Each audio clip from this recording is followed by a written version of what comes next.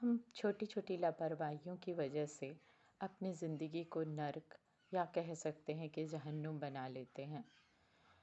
5 से 6 साल तक के बच्चे जो होते हैं, बहुत कुछ सोचने समझने लायक हो जाते हैं। ऐसी स्थिति में अगर माँ-बाप बच्चे को मारते हैं, डाँटते हैं, तो वो कुछ गलत कदम उठा लेते हैं और कुछ गलत कर लेते हैं।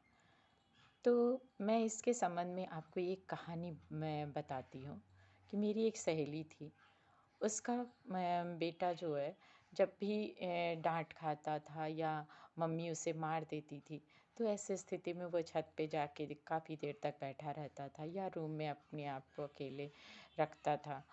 तो कुछ दिनों के बाद उसकी मम्मी को लगा कि ऐसी स्थिति में हमारे बच्चे क्या सोचते हैं, ज़रा हम अपने बच्चे से पूछें।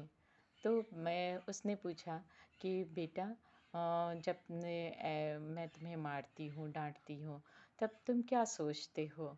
कुछ गलत तो नहीं सोचते हो?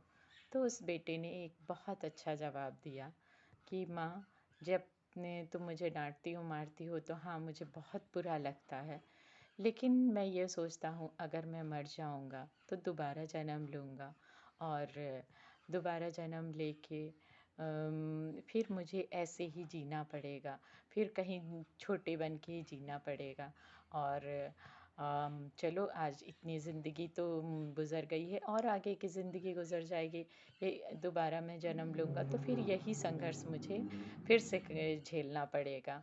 तो मैं आगे का जीवन जीने के लिए मैं मरने के लिए कभी नहीं सोचता हूँ।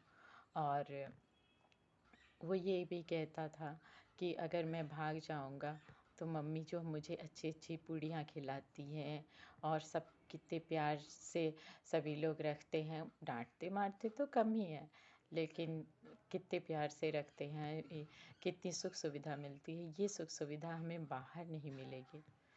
ये तो था एक ऐसा गॉड गिफ्टेड बच्चा जिसे खुद में एक समझ थी, लेकिन ज़्यादातर बच्चों में ऐसी समझ नहीं होती है। तो ऐसी समझ का विकास करने के लिए हर माँ-बाप को एक अच्छा प्रयास करना चाहिए अपने बच्चे के लिए और उसके अच्छे भविष्य के लिए।